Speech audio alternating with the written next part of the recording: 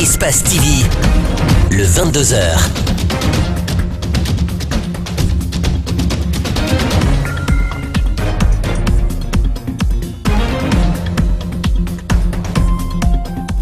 Bonsoir à tous, il est 22h à Conakry et c'est l'heure de notre grande édition d'information. Tout de suite, les titres. La Guinée, à l'image des autres pays, célèbre ce vendredi la journée internationale de la lutte contre le trafic et l'abus des drogues, devenu un problème de santé publique chez plusieurs jeunes en Guinée. Cette journée a pour objectif d'interpeller les parents sur les dangers que les drogues illicites peuvent causer dans le pays. La Guinée observe à partir de ce vendredi 2 mois de repos biologique instaurés par le ministère de la Pêche et de l'économie maritime. Pendant ces 2 mois, les eaux guinéennes seront fermées à toute pêche industrielle. Une période qui forcément impactera la desserte du marché local en poissons. Aux États-Unis, les républicains tentent de remplacer la loi de santé Obamacare. Pendant ce temps, des millions d'Américains n'ont toujours pas de couverture de santé, comme c'est le cas en Virginie, vous le verrez dans cette édition. Bienvenue à tous. Le commissaire Yero Condé a rendu l'âme ce matin à l'hôpital sino-guinéen. Alité depuis 3 mois, le défunt laisse derrière lui 8 enfants à la Commission électorale nationale indépendante. Ses collègues se souviennent d'un homme souriant et travailleur. Je vous propose les témoignages de ses enfants et un collègue de travail. Ils sont au micro de nos reporters Mamadou Sadio Baldé et Mamadou Souma. Mohamed Condé, fils aîné, est sous le choc. Son défunt père est hospitalisé depuis 90 jours. Les derniers instants de sa vie étaient difficiles. Ses lèvres laissent échapper quelques mots. Je suis là, je peux rien dire. Je suis sur ça. Son jeune frère est également très affecté. Famani Condé parle d'un père combatif. Il rend grâce au chef de l'État et certains collaborateurs de son papa. Ce que je peux dire, il a été un homme fort. Et ajouté à cela, il s'est toujours battu, toujours. Et je remercie toutes les personnes qui ont bien pu le soutenir dans cette maladie et qui ont soutenu la famille. Et je remercie aussi le président de la République pour le soin qu'il a pris pour lui. Et surtout le vice-président de la CENI, M. Sangaré. Les derniers instants d'homme mourant, la confidence entre père et fils. Condé Junior a bien voulu partager le conseil du vieux Yero Condé. C'est que de me battre toujours pour ce que je veux, comme il a toujours fait. Malgré qu'il s'est limité en terminale, mais aujourd'hui, voilà, il a été une grande personne. Et il m'a dit de prendre exemple sur lui s'il n'est pas, et que de ne compter que sur moi-même. Il est arrivé à la CENI en 2012. L'humour dans le sérieux, ses collaborateurs l'ont presque forcé à s'éloigner du bureau et s'occuper de sa santé. Aujourd'hui, il prie pour lui. Pour moi, il part après avoir accompli une mission et vraiment que la terre lui soit légère, que le bon Dieu le reçoive dans son paradis. La CENI, c'est aussi la division. Même la disparition d'un de leurs ne donne pas une occasion de recoller les morceaux. J'ai appelé Hadja Fafa ce matin. On a parlé du décès. Il m'a dit que c'est le président Bakary qui l'a appelé pour l'informer et lui dire de se retrouver à la morgue puisque tous ils sont équipés ici. Mais nous ne sommes pas prêts à aller maintenant à une réunion ou à une plénière convoquée par Bakary. Il va prendre des dispositions. Nous autres, de notre côté, nous allons prendre des dispositions. L'essentiel, c'est en famille. Donc nous nous rendons en famille et le programme qui nous sera donné là-bas, c'est ce que nous allons suivre. Autre chose dans cette édition, la société civile s'interroge au moment où les députés s'apprêtent à voter leur règlement intérieur. L'alerte du Conseil régional de Conakry se cristallise sur l'état des salaires des élus estimés à plus de 30 millions de francs guinéens et avec quel train de vie vont-ils s'adapter? Djibril Ba, Abou Koria Kourouma. Le vote du règlement intérieur de l'Assemblée nationale ne laisse pas insensible bon nombre d'observateurs alors qu'il se fera dans quelques jours. Déjà, le Conseil régional de la société civile de Conakry se fait entendre et avertit les députés. Une augmentation arrogante des émoluments liés au salaire à 7000% du SMIC, c'est extrêmement grave. Nous disons non à cela. Pourtant, il est inadmissible d'imaginer une telle proposition, précisent ces députés, vu la situation économique du pays.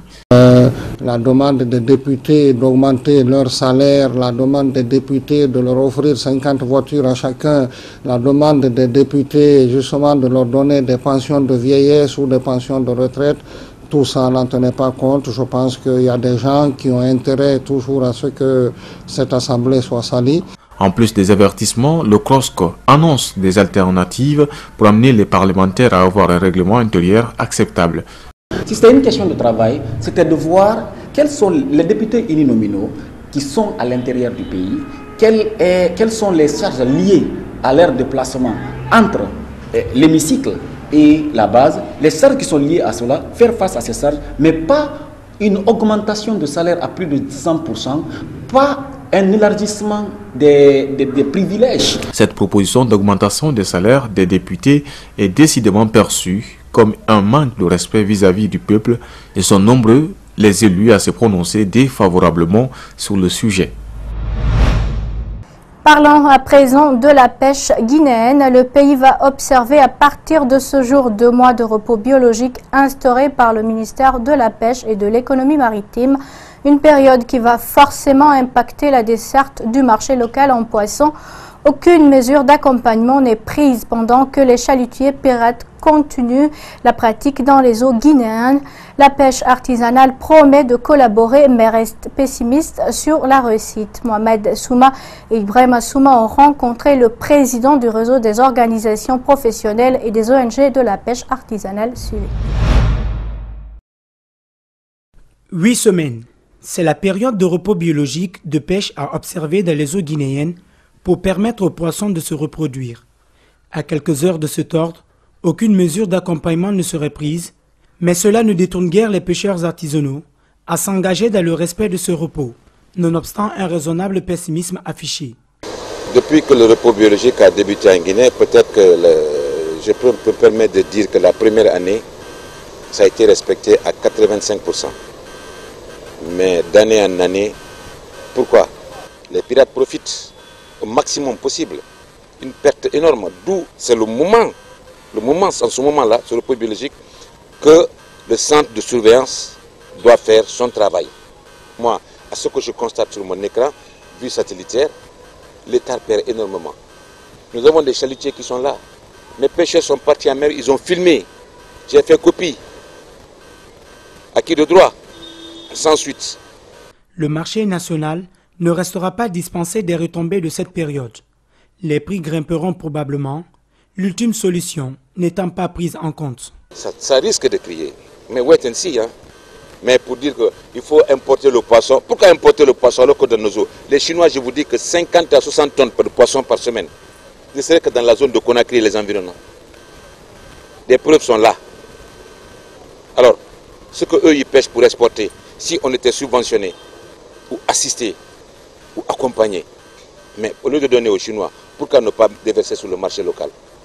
Ce professionnel fustige le comportement des autorités du département de la pêche, restés trop passifs dans la gestion de l'activité, surtout de ce repos biologique. Nous ne sommes pas subventionnés. Normalement, une période pareille, l'État devrait appeler les vrais professionnels, je dis bien, ceux qui ont des barques, comment faire pour ravitailler la population, pour pêcher et ravitailler la population. Parce que les zones de pêche, quand même, nous la maîtrisons. Ça fait 25 ans nous sommes là-dedans. Les zones de pêche, en cette période, nous savons où se trouve le poisson. Nous pouvons aller, mais sans subvention. Vous voyez ce que ça fait? Donc il n'y a aucune contrainte. À examiner la situation actuelle, il n'y a nul doute alors sur les futurs agissements des marchés de Conakry et de l'intérieur du pays. Selon nos provisions, nous les professionnels, ça va affecter le marché. Je ne sais pas maintenant quelles sont les dispositions que le ministère a prises. Célébration ce vendredi de la journée internationale de la lutte contre le trafic et l'abus des drogues. Devenu aujourd'hui un problème de santé chez certains jeunes, la drogue est consommée en grand nombre, surtout par des mineurs en Guinée. Cette conférence du réseau Afrique Jeunesse vise à interpeller les parents au grand danger que font les drogues illicites dans notre société. Mohamed Valek Touré, Mohamed Aluseni Kamara pour le reportage. Cette initiative du réseau Afrique Jeunesse Guinée a pour objectif de renforcer la sensibilisation aux grands dangers que sont les drogues illicites dans le pays. Célébrée de chaque 26 juin à travers le pays, cette journée célébrée en différé est aussi un moyen pour cette société civile de parvenir à une société affranchie de l'abus de la drogue. On parle du 26 juin, n'est-ce pas, comme journée de mobilisation de lutte contre la drogue, mais beaucoup ignorent l'origine de cette journée. Je disais qu'il fallait que je sois là en tant que témoin, n'est-ce pas, pour livrer ce message. Et comme l'a dit le coordinateur national, de 1908 aux années 80, la lutte contre la drogue a été organisée, mais de façon indépendante entre les États, si bien que il est arrivé à un moment donné, dans les années 80, la lutte contre la drogue a pris une autre ampleur.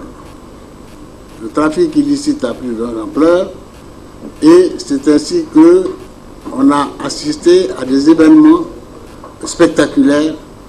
Après de nombreuses campagnes menées pour une réforme de politique sur la consommation des drogues, le thème choisi pour cette année est écouter d'abord, écouter les enfants et les jeunes. Cette étape semble être cruciale pour ces personnes impliquées afin d'aider les jeunes à ne plus s'orienter vers ce fléau tout en les aidant à grandir dans un environnement sain et en toute sécurité. Nous savons que le fléau que constitue la consommation de drogue aujourd'hui frappe beaucoup plus la couche juvénile, nos jeunes, nos enfants. Donc il est extrêmement important que les communautés s'engagent, que les familles s'engagent, que les acteurs de la société civile s'engagent, bref, nos autorités au plus haut niveau pour venir vraiment à bout de ce fléau. Surtout mettre en avant les aspects de santé publique dans la consommation de la drogue. Le réseau Afrique Jeunesse de Guinée compte développer ses actions sur la prévention et la réforme des politiques en matière de drogue à travers l'appui de plusieurs partenaires, notamment Osiwa, Waxi et tant d'autres.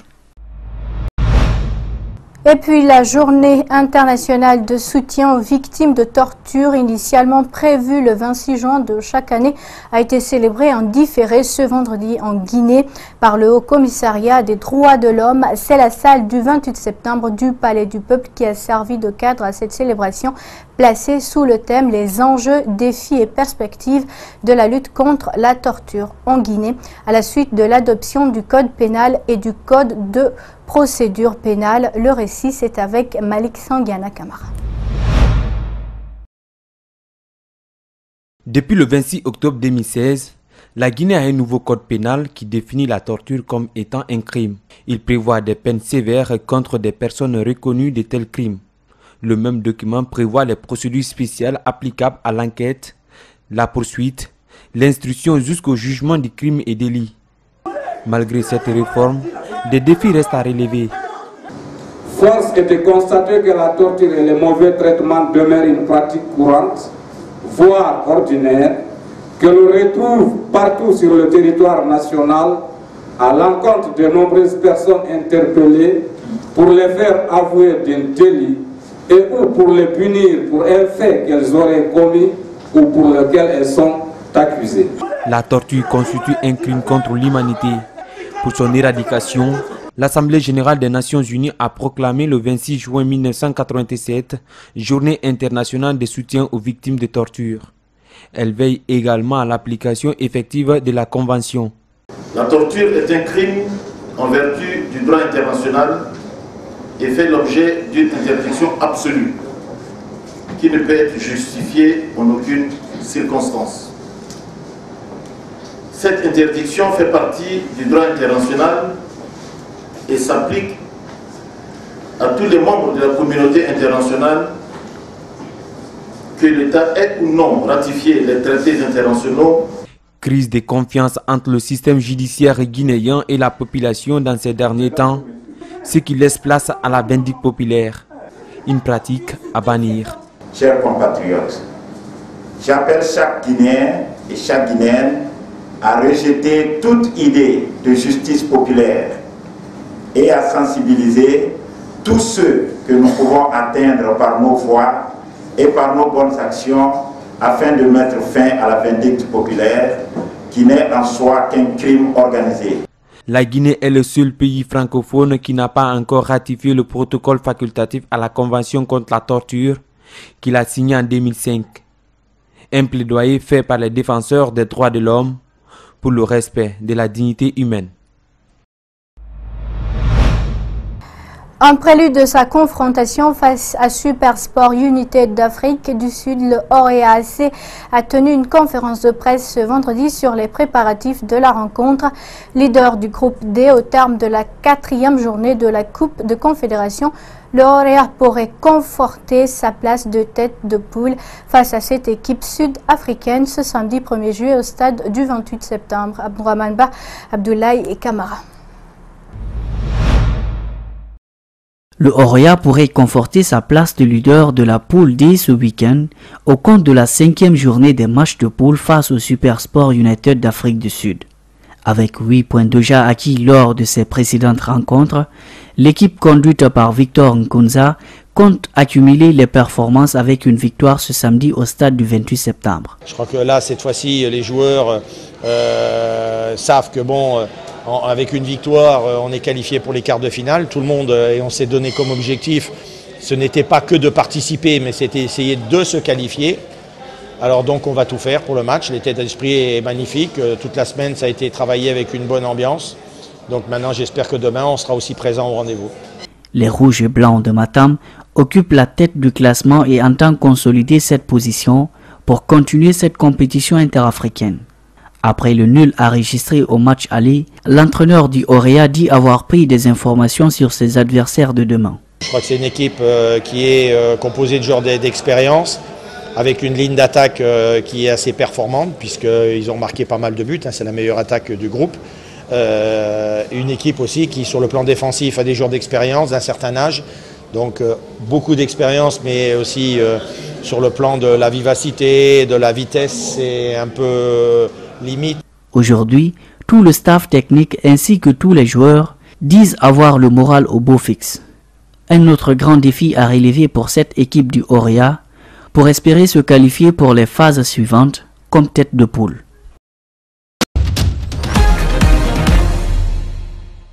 Et c'est tout pour cette grande édition d'Information à tous. Merci de l'avoir suivi. Merci également à l'équipe de la rédaction ainsi qu'à celle technique.